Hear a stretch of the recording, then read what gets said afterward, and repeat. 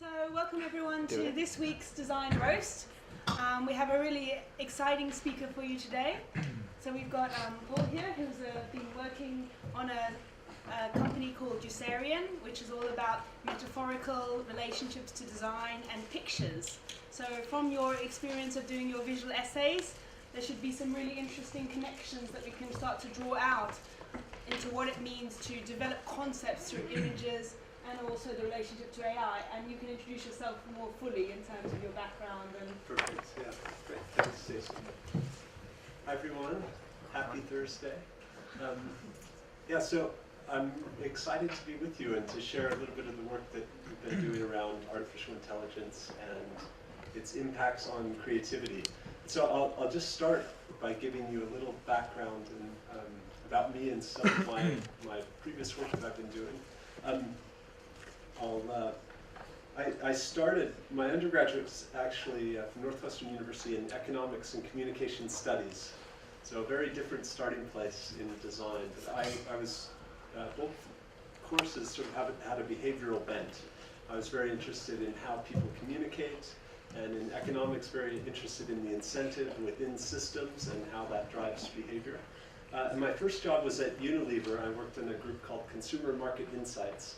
And so we sat on the brand development team and we did all of the user research. So I was actually an expert in women's deodorant and shampoo. I know more about female deodorant behaviors than anyone should. But it was a great experience at Unilever to sort of understand the toolkit around user research, understand consumer behavior and how we apply that to different spaces. So I quickly actually became really tired of sort of using those amazing insights to just sell people more shampoo or to generate, needs or desires in people that maybe weren't necessarily there. And so I moved into healthcare and I worked at a small radiology group where we were applying those same research toolkits to patient experience and to improving the workflows for nurses and doctors. And that felt a lot more meaningful than some of the early work going on. And then I moved to a place called the Mayo Clinic, which, has anyone heard of the Mayo Clinic? The States? So it's probably the premier academic medical center in the United States, sort of the #1 hospital in a number of different disciplines and also in research. And they had been doing a lot of work with the design group IDEO and had been exploring using design methods to improve patient experience. And they created an embedded design consultancy called Spark. And so I was one of the first designers at Spark. And we were using a lot of service design techniques to improve outcomes for patients and improve the experience, realizing that most of medicine is not actually medicine. It's experiential. It's our interactions with doctors, with family members, with others. And there's a lot of work that design can do and design methods can do to improve that experience. And then I came to the Royal College of Art and I studied on the Design Interactions course with Tony Dunn and Fiona Raby. Has anyone heard of the DI course, or Tony and Fiona? What's that? It doesn't exist. It doesn't exist anymore, yeah. So we had sort of 10 years, a kind of decade of really interesting work. And the course is about speculative design or critical design. So if you decouple design from industry and then use it to explore interesting questions about the impacts of emerging technology. And so if you have a chance and are curious, it's quite an interesting body of work. So that's my past life. And currently, now I'm a tutor at the Royal College of Art on the service design course, and I'm working on a platform called Envision, where we're looking to use speculative design methods to look at sort of future service systems and explore impacts of emerging technology in service settings. I also have a side sort of project that active area of exploration looking at the optimization of happiness. And so I'm really interested in how design and how many of our approaches can be used to optimize happiness. Most of our world is not designed for happiness. It's actually designed for profit. And we optimize for profit. And most of our design decisions, most of the interactions you have with companies, they don't really care about you. They care about how we can exploit to make money. And so I've been really interested in what happens when we sort of separate from those those incentive systems and use design to optimize for other parts of life. I also run a design consultancy, Neely Worldwide, and we use speculative design and service design methods in different industry settings. So we've done work recently with the Cabinet Office and the Policy Lab, looking to use design methods to inform policy, and we've done some work around homelessness. Have also done some work back in the US on telemedicine with big hospitals, and also doing some other kind of projects here in the UK on health and sort of future speculative mobility, other projects like that. But tonight I'll be talking about the kind of other project that Stacy mentioned, which is Yossarian. So Yossarian is a metaphorical search engine or a creative artificial intelligence. And so tonight what I want to do is talk a little bit, I'll give you sort of some general references to artificial intelligence and introduce those ideas.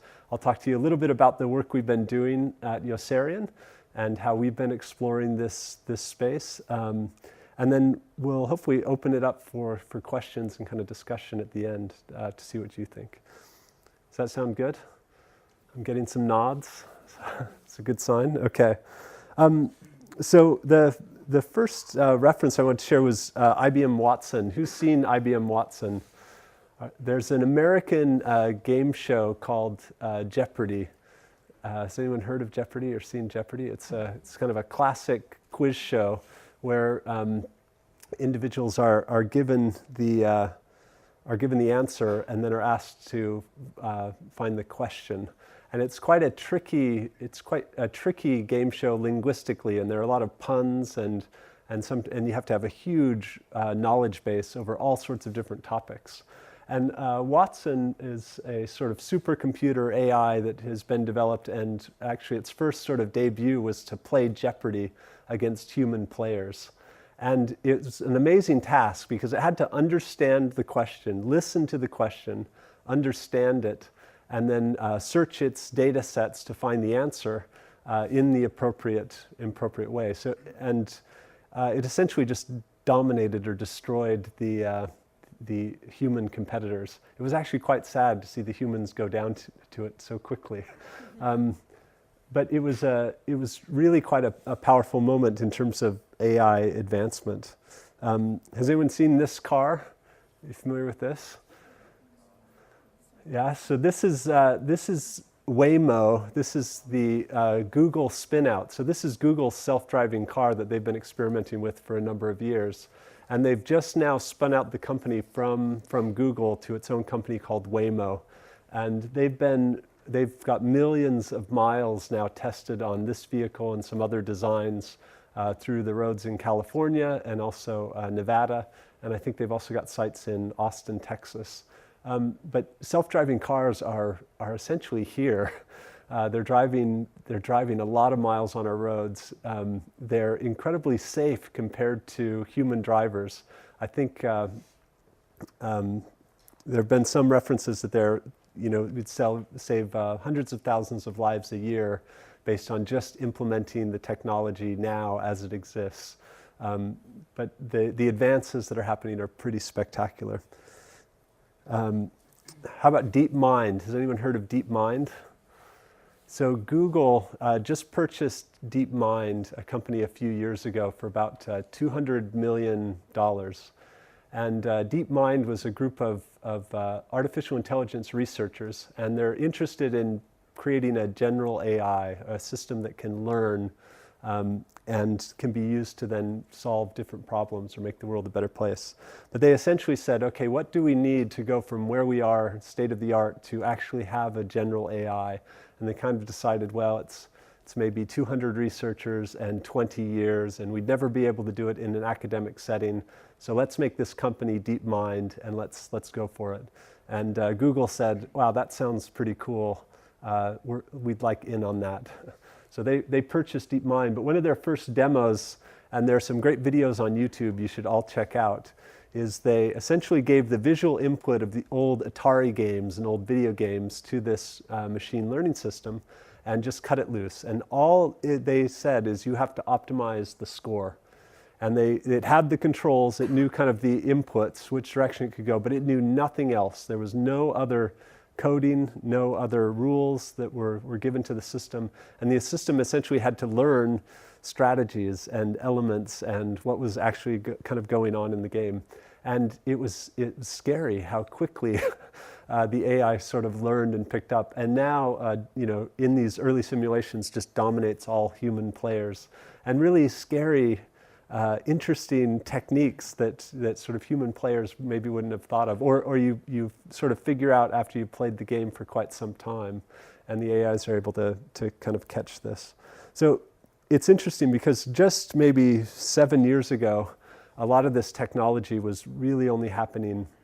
There's been talk about the technologies for 50 years or more, but just really in the past few years as it moved out of the lab and become really accessible.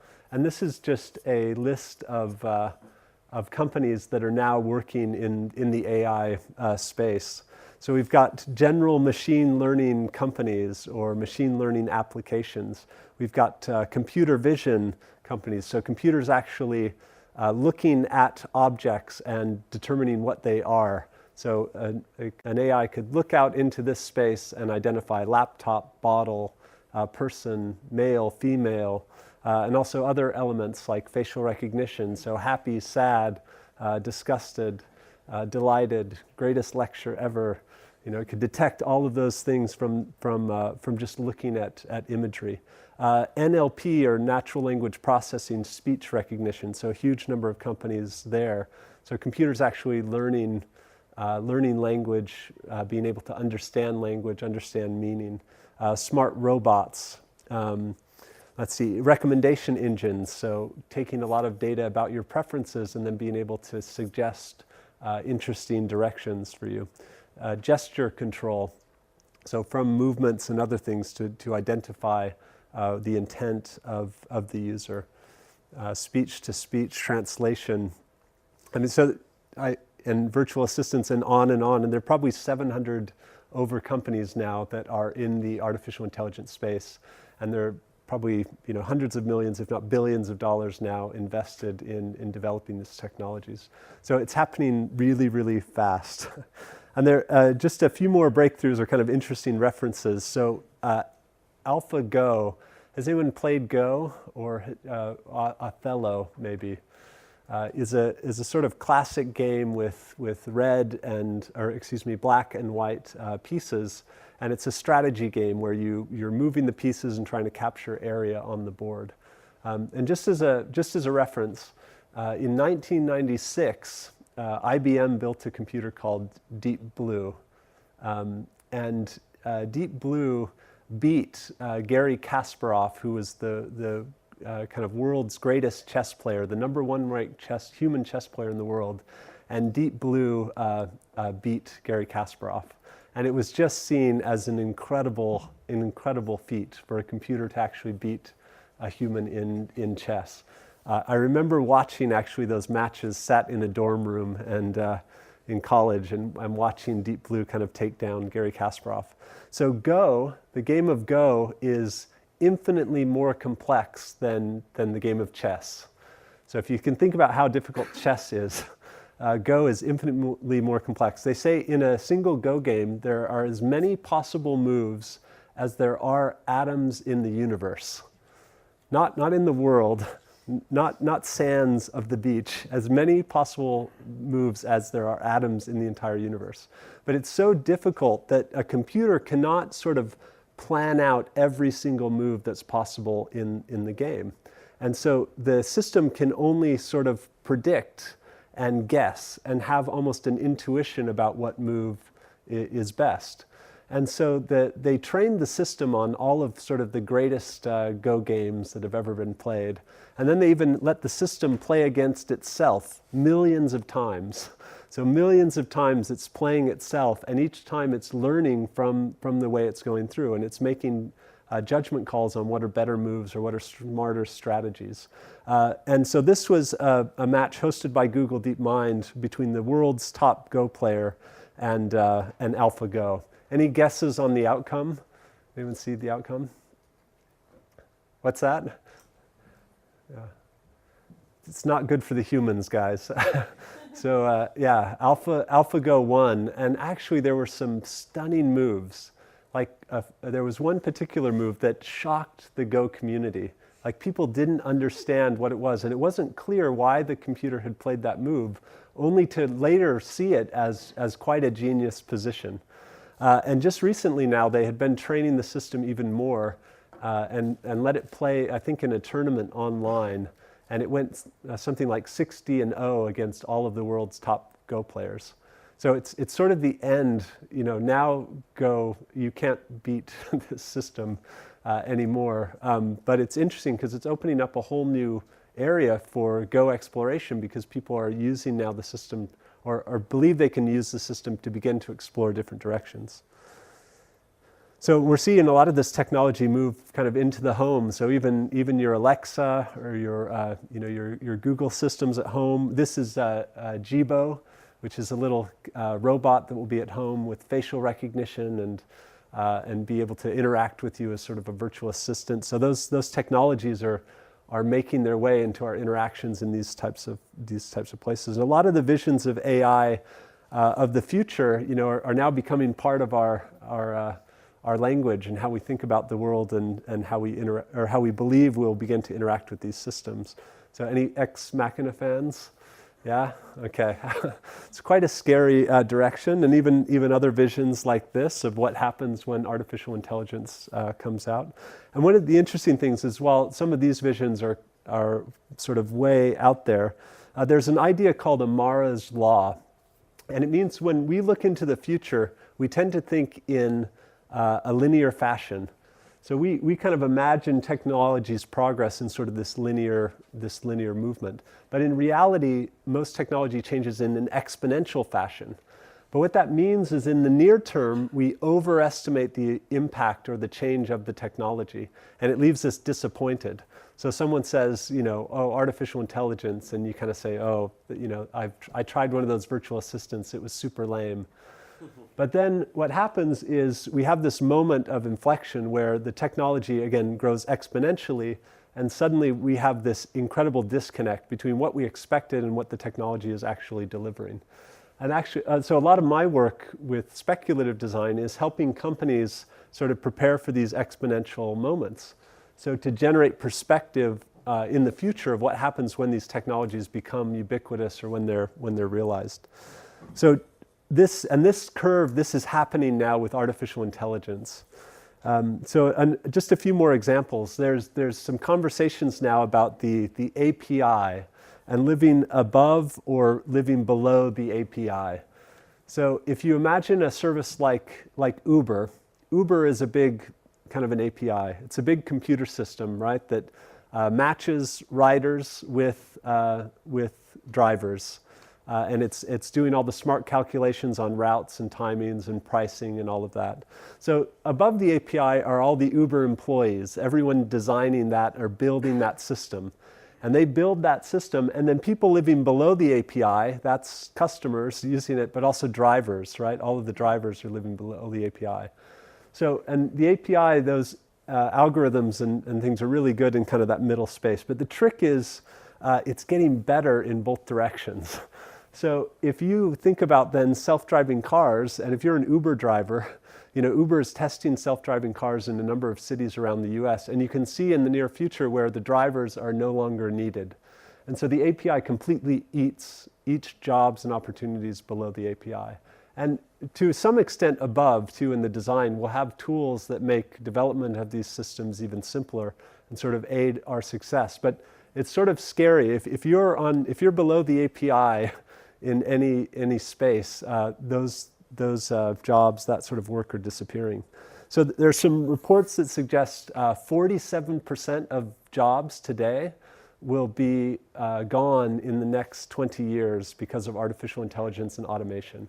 So half of the jobs that everyone's studying for and preparing for won't be here in 20 years because of these things. So that's 20 years off, sort of the estimates at that moment. But there's some suggestion that 6%, this was a US centric number, 6% of US jobs will be kind of will disappear to AI and automation by 2021.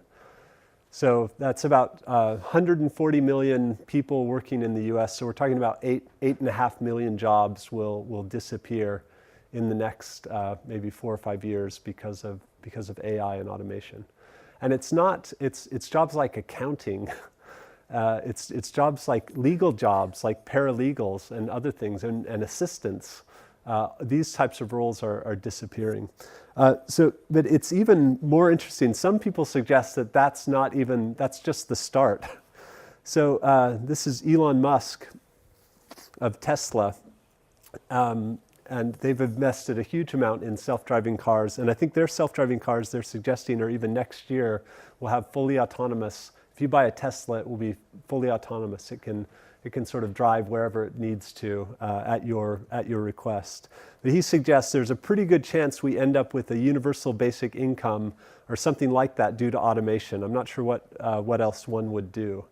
So essentially, these systems potentially can take over all of our jobs, and everything you could imagine doing disappears. Can you describe what basic income is? I'm not sure yes. informed of what. No, that's good. So one of the ideas is if AI and automation take over all of our jobs, there's nothing you could do to actually make any money in the marketplace. So human labor goes down to essentially zero value in the marketplace. So universal basic income is the idea that because we don't have any value, that actually governments sort of pay all of us just to live, that we all have a universal basic income that gives us the money we need to survive. And so there are a lot of interesting discussions about what do people do after all of our typical jobs go away, or the basis of our economy and markets kind of transform or change in a way. So there's sort of a backdrop. There's a lot happening, and if you haven't been sort of paying attention or aware, begin to look out into the world and see where some of these AI systems are impacting. And they're already touching your lives in terms of Facebook and Instagram, and some of the algorithms that are calculating what you're looking at in your news feed, or even Translate. Has anyone used Google Translate in the last month? Okay. So yeah, almost everyone here. So Google Translate now is powered by some of the Google work in artificial intelligence. And some researchers just last fall or last summer, began to notice that there was a sort of step change in how good Google was. Like its ability to translate just really improved dramatically overnight. And it was the teams turning on this new AI. And I've even seen some research that suggests that the Google AI has created its own language in a way. It's created a whole new framework to be able to translate from different languages, almost kind of a master language or a God language that it can use to translate between other languages. So again, the sort of breakthroughs that we're beginning to see in artificial intelligence are really, really amazing. So the other thing that's interesting is a lot of times when people look at all of this, they say, well, yeah, that's true for menial tasks or opportunities, but things like creativity, that's very human and that's safe and that's somehow different. But I've come to believe that actually it's not, and that a lot of our thinking and decision making in creative terms will also be impacted in really big ways by these systems. So I'll introduce you to some of the work we've been doing at Yossarian and give you some of the ways that we've been thinking about this. So this is a project I worked on with Daniel Foster Smith. We were students at the RCA working together. We became really interested in a particular problem called filter bubbles on search engines or on your news feed. And one of the issues is that a lot of the systems we use to gather information, the returns that come back are determined for us by algorithms. And that's great in a lot of instances, but in other situations it becomes really problematic. So for example, if I search for the term beauty in Google, I get pages and pages of female models that all look like they're in shampoo or makeup advertising. And so when you think about the concept of beauty, right, there are thousands of different ways to think about beauty. But what Google does is it takes all of those possibilities and it collapses them down to sort of the most popular results, and then it returns those results. And then it's self-referential. So over time, those results get stronger and stronger. And actually, we were having a conversation with Stacy. She says a lot of times they'll run the same brief year after year, and the students come back with imagery that's identical. It's because everyone's pulling off the first page of Google. And think what happens. When was the last time you actually went to the second page of results? Rarely, right? If you don't find exactly what you're looking for, you change your search result, or Google says, no, that's interesting, but why don't you try this? We recommend you going here, right? We recommend you moving to where everyone else is searching most often. And so instead of expanding your understanding of the topic, it actually collapses all of the possible results and returns the most common or the most popular. And so we said, well, that's really problematic, particularly for creativity, right? If my work is to actually generate new ways of thinking about something, this is an absolute disaster. So we built Yossarian, and it's got a very different look and sort of interface. But the idea is that you would enter a concept like beauty, and then it will return many different ways of thinking about that result. And instead of a literal return, in many instances, we're looking for lateral associations or metaphors. So is beauty a diamond? Can it be rough and then cut and refined? A diamond in the rough, is there value there? Or is beauty a flower, or is beauty nature? Or is there something beautiful about family and connection and interaction? Or is there something beautiful about precision? Or can beauty be designed or engineered, right? So all of those are very different ways to think about beauty. And so the system on the back end is reading a lot of natural language. It's reading books. It's reading like Jane Austen novels. And it's gathering information about different concepts. So it's read thousands, hundreds of thousands of instances of people talking about beauty. And it's read to hundreds of thousands of instances of people talking about precision. And it then looks for connections or loose associations between the two concepts. And so then the opportunity for you is to look at those and see which ones resonate with you, which ones make the most sense. And we even have a sort of literal to lateral slider along the bottom. So you can move things in, results that are really more closely related, or you can really stretch and try to find things that are more loosely related. So, and then we keep selecting, so there are hundreds or thousands of options for each concept.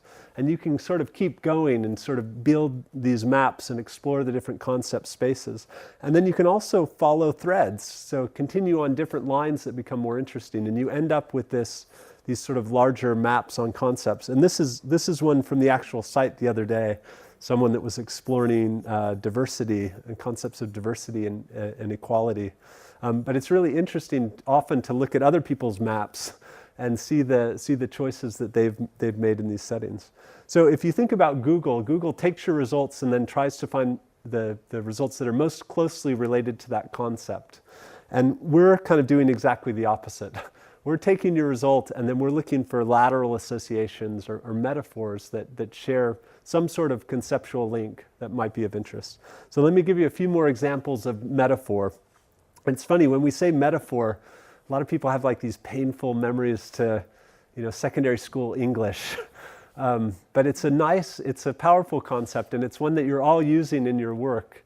Metaphor is a comparison between two things that are not alike. So when I say A is B, when A is not actually B, that's a metaphor. So I'll give you an example. If I say love is a river, you go, no, love is not a river. And your brain sort of reads it literally and says, no, that doesn't make any sense. But when we understand it metaphorically, we sort of have this flash of insight. Okay, well, love can ebb and flow, right? Love is ever changing. Love can overflow its banks. Love can run dry. Love can be very fast or sort of meander like a stream, right? So all of those attributes of river, they can change the way we're thinking about love. And if I change the metaphor, if now I say love is a fire, what comes to mind? What are you guys thinking of when I say love is a fire? Shout them out. Let's hear. Something that makes you feel warm. Yeah, warmth. It makes you feel warm inside. What else? Passion. It can burn. Yeah, it can burn. Others? Come on, guys, you can do better than that. Yeah. It's the end of a long day. I know. And it's interesting, it takes work to kind of think of these results. It's not the way our mind kind of, I think firstly and most often we're taught to look at these things in literal terms where it doesn't actually make sense, but it's a creative act to begin to see the overlap. But yeah, it can burn, it can start with a spark, it can, where there's smoke, there's fire, it can burn out, you can get burned, it can hurt. Right? So all of those attributes of fire, and again, it flips from river, right? We're thinking about it in a completely different way, and that's what Yossarian's doing. So I'll give you an example from my world. Again, I've done a lot of work in healthcare service design, and I would get a brief that would say, okay, reimagine the emergency department of the future. And it's interesting because the more time I spend in Google learning about emergency departments, actually the less useful I am to my client who's asked me to think differently about the system, right? Everything I'm learning is reinforcing existing ways of thinking about that system. And so in those instances, metaphor, or lateral associations is really powerful. So is actually emergency department, or an A&E, a Formula One pit crew? Okay, so I'm seeing a bunch of nods, right? So the broken patient is now the broken car. A multidisciplinary team working to fix a problem, a sense of urgency. Right, all of the processes, the technologies, the attributes of the F1 pit crew helped me think differently about the A&E department. And actually a hospital here in London has implemented sort of inspired designs from Formula One pit crew in their organization of the bay, in the way the teams are talking to each other, and have seen some really interesting innovations because of that. So a few more ideas on how this is so powerful.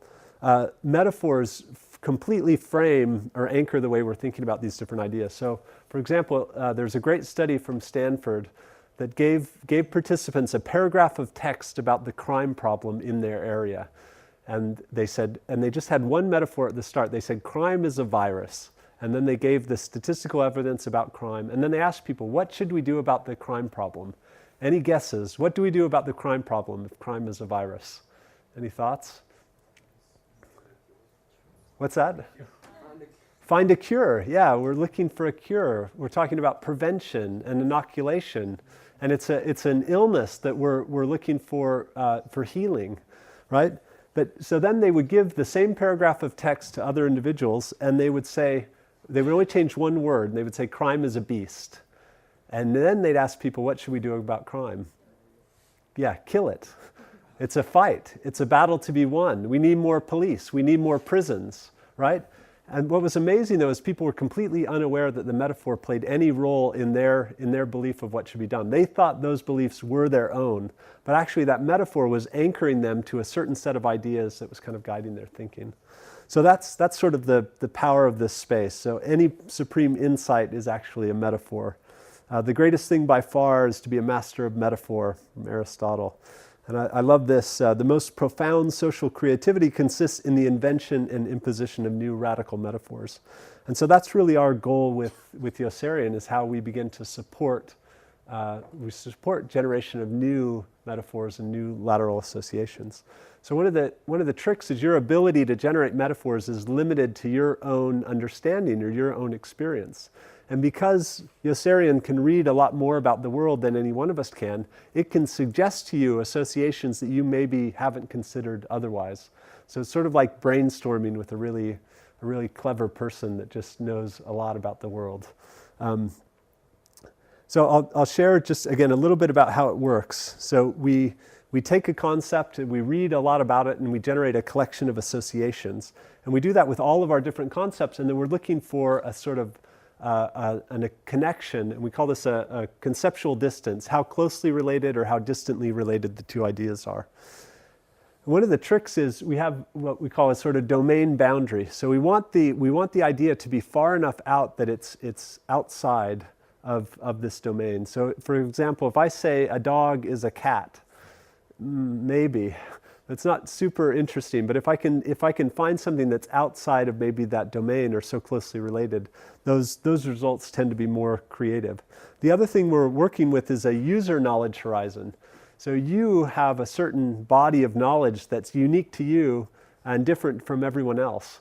And so if we show you something that's too closely related, you say, well, that's obvious. That's not interesting. And if it's too far out, you say, well, that's nonsensical. That's meaningless. But we're finding there's sort of a middle ground, a hotspot where we get these flashes of insight, these moments of resonance. So that's kind of what we're looking for. So the system's been up a few years. There are about 19,000 users, and we've delivered back to people about 8.5 million concepts. And we've had a lot of good feedback and information on or sort of response to the different directions. So we continue to kind of push on. The other thing that's been interesting for us is it's been a real sort of startup experience. So we started back with some initial algorithms and won a Deutsche Bank award that funded the initial development. We took on, got into the Innovation RCA, which is a James Dyson funded incubator. We then took some investment, some angel investment, and signed a deal with Getty Images. So a lot of the imagery we use is from the Getty Images library. And then we took investment from Saatchi Invest. That's M&C Saatchi, the ad agency. They have a startup group. So they're in City Mapper, if anyone uses City Mapper, and Tech Will Save Us. So they're in a few companies like that. And we really just launched in 2015. We've kind of been exploring different uses in professional settings, and now we're working on custom corpus, so allowing the system to just read about a specific topic, and you pick what topic that is, and then you can explore those ideas. And we're also looking to be multilingual. Right now we're just in English, but we're looking at other languages like Spanish and German and Portuguese, etc. So that's kind of where we're at. So I guess the big point of this talk has been, where AIs are coming. And where within the creative process do they begin to disrupt our practice and the work that we're doing?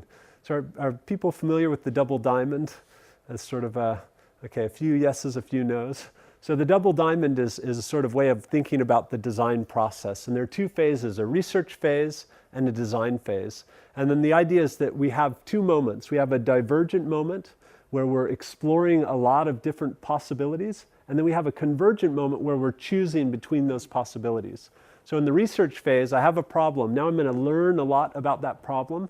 And then I'm going to come together on a point of view about what that problem needs or what my insights are. And then I go into a design phase where I'm going to think about all the possible ways to solve this.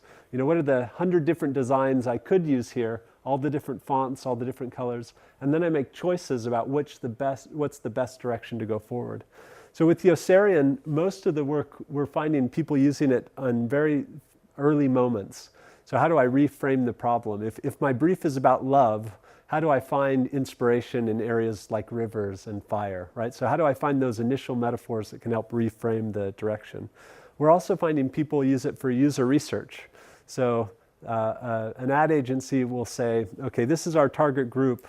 You build me a map about home. What does home mean to you?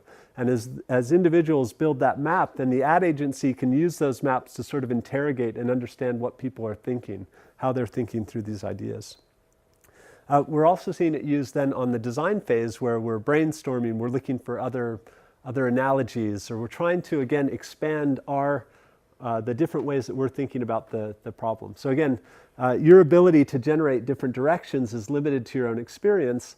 AIs will have read more about the world and have the chance to expand your consideration set. And then we're also seeing some use in themes. So taking 50 people, having them all explore a concept like home, and then we can take all of those maps, put them together, and begin to select promising themes or directions. And generally, I think artificial intelligence will impact all of parts of the double diamond. And we're already seeing it. There was a great project from Adobe. They've got some generative design. So they put in some factors, for the design of a chair. What materials or shapes materials can take on. It needs to be weight bearing. It needs to be of a particular size. And then they let the system sort of optimize, do thousands or millions of different prototypes and directions to sort of simulate what the chair could look like. So we're seeing moments throughout, whether it's data gathering. For example, if you're doing user research, I can have a sense as a user researcher, okay, I think you're happy in this moment. But an artificial intelligence could watch video of you for 48 hours and then generate data on the number of times that you were happy.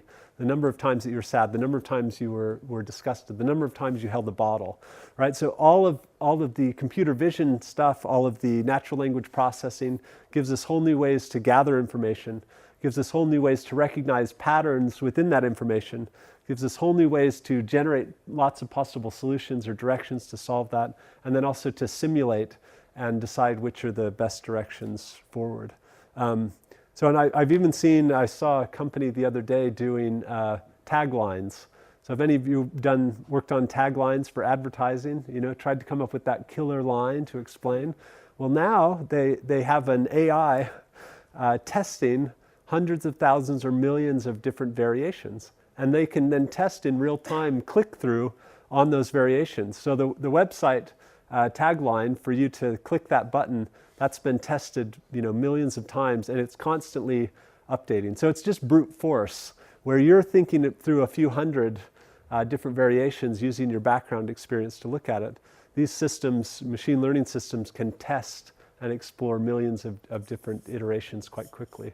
So I think throughout the design process it will be affected. I don't think immediately all of our jobs will disappear as creatives. And I think there's going to be a long period of what will actually happen is augmented creativity. So these tools will be available for us, and they will help us. We've kind of become the directors, and they get to do a lot of the brute force for a bit of our decision making. But I think it's happening. I think it's quite interesting and quite exciting. I think it's going to be incredibly disruptive, but generally it's something that we should all pay attention to.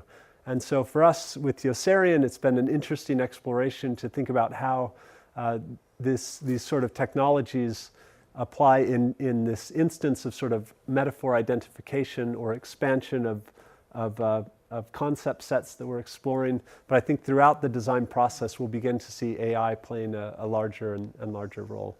So hopefully that's a fun, interesting introduction and a bit of background on our work at Yossarian Lives. So great, thank you so much.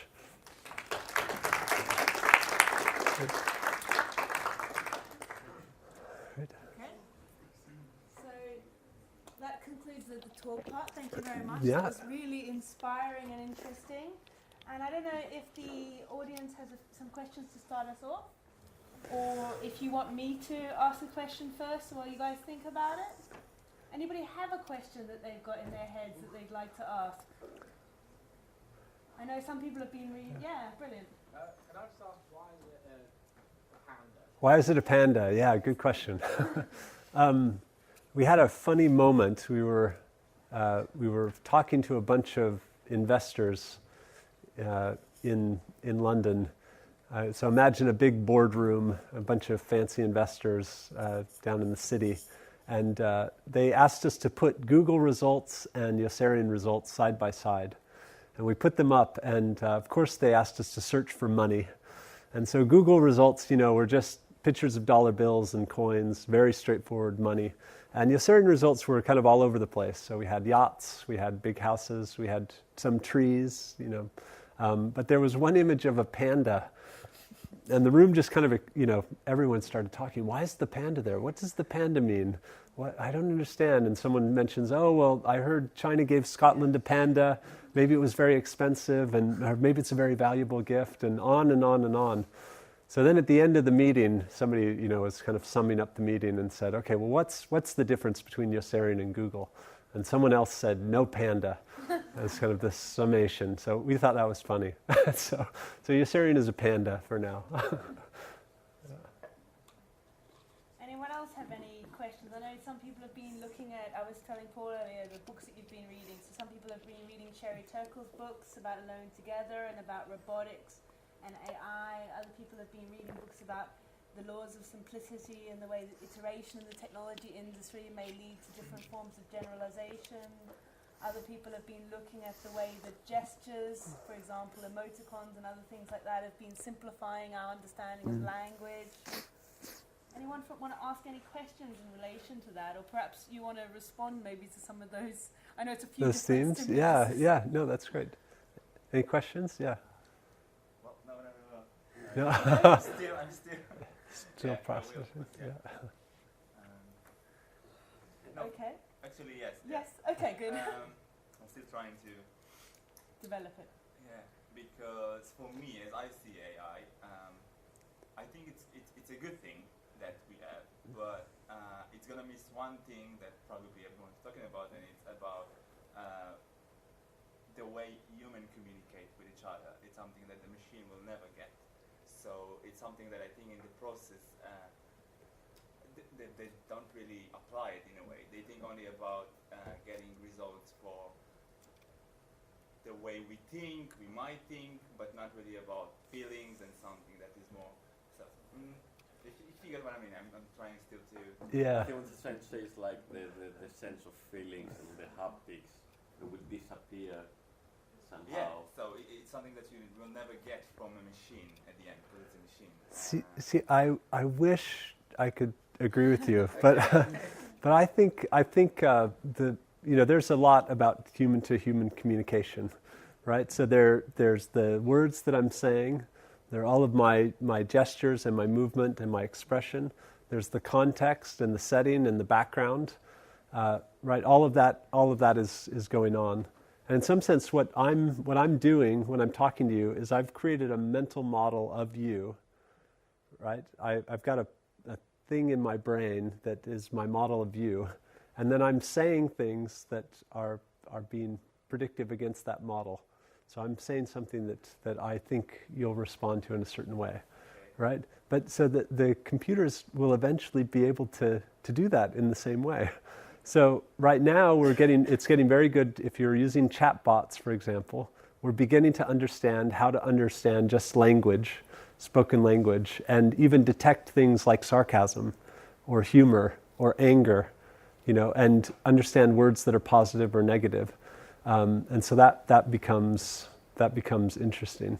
But also expressions. So computer vision, a lot of work now being done on facial recognition, on expression recognition, emotional recognition.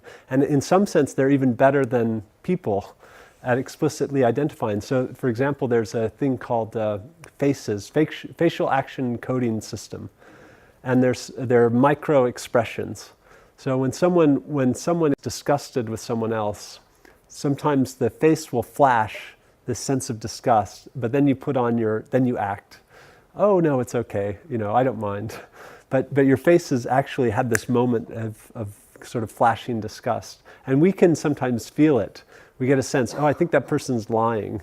We have this sense of it, but we couldn't explicitly see that, or it happened so quickly. But these types of systems will see those moments. They'll begin to be able to understand context, and that gets interesting. Sorry, one more example, too, is part of it's the personalization. So does anyone have a Samsung phone? Does anyone have a Samsung phone? So, or does anyone use SwiftKey? Do you know SwiftKey? The what's that? Yeah. So SwiftKey is a keyboard, and I think they're embedded in all Samsung phones. But SwiftKey is predictive typing, right? And they have a general language model. So when you type 2 words, it has a prediction of what your next word is going to be. But now they even have individualized models. So now it knows what your next word is going to be based on all the language you've ever used on that keyboard. So those types of models, the amount of data we can gather about individuals, it's all growing. So I don't think there's anything fundamentally that would keep the system from eventually gathering all of those bits of information, putting it together, and being able to have conversations. I don't feel like there's anything technically that couldn't be done. It's not happening now, you're right. Human communication is more complex than that, but I don't think there's anything that would stop systems from eventually being able to do that. And again, it's happening at that exponential rate. So it will surprise you when suddenly your chatbot, is very emotionally sensitive to your needs. So we have another question from the audience. Yeah. If I may, thanks. It's a brilliant tool, I must say. And Shane said you know about it, and it's wonderful. That's our fault. We've done a poor job marketing. So I was wondering what kind of licenses you have on both the data that you create the data sets and also the tool itself. And so just to contextualize the question a little bit, a lot of a lot of what people are worried about with AI is not just the redundancy, but as well the fact that AI could be more intelligent eventually and control us, so to speak, right? But I'm also just thinking in terms of, as a designer, thinking about the whole life cycle of what you do and what it could be used for in the future, after you or despite you. So I'm wondering what kind of, is it free license? Is it copyrighted intellectual property? What kind of, how would you deal with the data you generate, and who does it belong to and who controls it? Yeah, that's a good question. So I guess we have sort of two sets of data that we're using. One is the system reading information. So we find open source available text that it can read. Eventually we want to just parse the internet. So let it just go out into the world and read things. And that information is coming back, and then we're building our own custom corpus. So our custom data set collection of information. And so every big company in the world will have their own data set. So Google has their indexes of the entire internet for search. Facebook is generating all of its information and its sort of network of contacts and things and friends. So we have our own collection of language and attributes. And then the other piece is the user. So we're trying to be generative. So and that's one of the reasons we have people log into the system. It's so we can begin to gather information about how you think about the world. And the purpose of that is we have to be predictive. So the more we know about you, the better we can show you things that you weren't expecting to see. So it's like we have to know what you know to show you stuff you don't know. And so that's another set of information. So at the moment, the company owns that data, and we use that data then to deliver a better service to the individual. But it's a good question on. I mean, the data set that we're generating then has a certain perspective on the world based on what we've read, for example. And so we try to be very careful about, what that is and what it's made of. So I don't know if I have a really good answer for that, other than, it's definitely something to be aware of and to consider. And there's a huge, anytime you're generating data out in the world, that will be used to either help you by companies, or it will be used to sell you more stuff, right? So we use it to try to improve the results that we're returning to you. Facebook uses it to sell you more ads, or to put more ads in front of you that you'll click through to, and then most of the world is using data for those purposes. So I think there's a lot to be worked out and figured out on that front. Yeah. Anyone thought of another question? Yeah. MIT have a study going on at the moment about the self-driven cars, where if it's in a scenario where it has to choose to kill one group of people or another, who should it choose? I thought it was very interesting because if a human's driving the car and they made a snap decision, it would be hard to blame them for anything they make. It's hard to understand how the human brain works. But with an AI, it would be programmed into it what decision they make. So would there be accountability for that? Yeah, so you're right. There are a lot of ethical decisions around emerging technologies and like artificial intelligence, and so that's one of the classic dilemmas. And it becomes one of the reasons why the conversation, I think, should happen as a general public. So the whoever's developing the AI, they're embedding those types of choices in the system. And if they're not, the system may be making decisions that we don't deem ethical. But then it depends a lot on the values of the society. Are we trying to optimize life years of the child, or do we value the experience of a larger group more, or do we actually value the tree and nature? And it shouldn't swerve and hit the tree. It should hit the people. But I think it's interesting because it kind of goes back to the point you were making at the beginning with the Go game. And the fact that we might not even understand the reason why it makes a certain choice at that point in time. Because we might look back at that accident and say, well, actually, for us, surely we programmed it to not hit those people, but actually it's made a decision. and because it's learnt certain things, it's somehow done this thing. So it's quite Maybe the interesting. decision is based on the fact that one of the person might become a killer because of the background. The There you go. Yeah, So your Facebook data allowed the self-driving car to hit you. Yeah.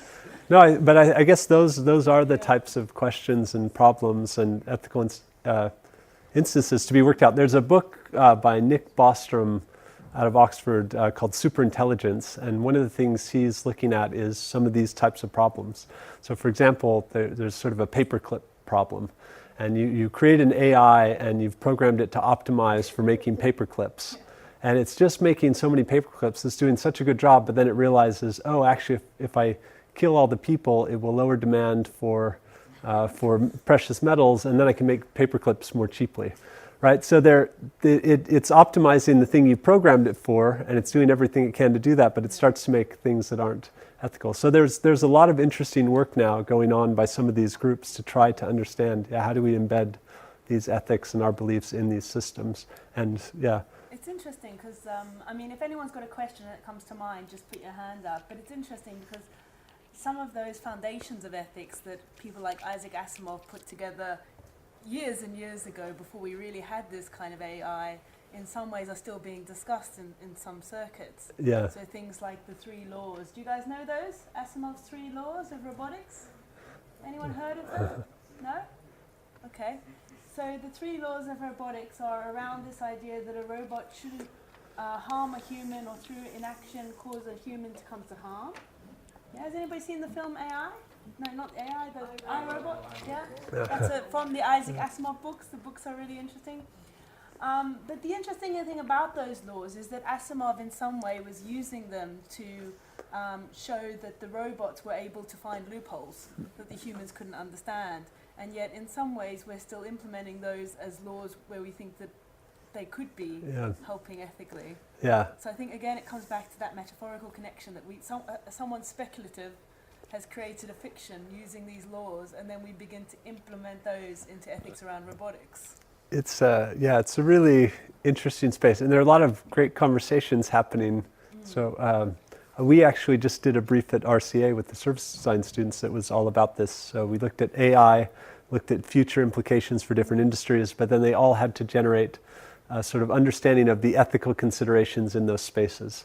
So questions of data, questions of decision making. So I think it's an area to be figured out. The other thing I would mention, though, on self-driving cars in particular, like there was a big question around insurance. You know, how would you insure these drivers and who's responsible? But the big companies have just said, we are. So Google said, yeah, we're responsible. So if one of our self-driving cars gets into an accident, we're liable. And they're actually, sadly, I mean, there are already like insurance figures on the value of, and actuarial tables on the value of life. So, you know, there's a number about how much your life is worth. If you get killed by a self-driving car. Yeah, and so those actuarial tables kind of already exist in some sense. And so while it will kind of be shocking, when we have those first deaths, and they'll probably be inevitable, I think at the moment now, like Google said, okay, we pay the bill if our tech makes that mistake or makes an error, or it's liable in the same way a human being might be in that instance. But we foot the cost, or we take responsibility for that. But yeah, it's a big, interesting area. Okay.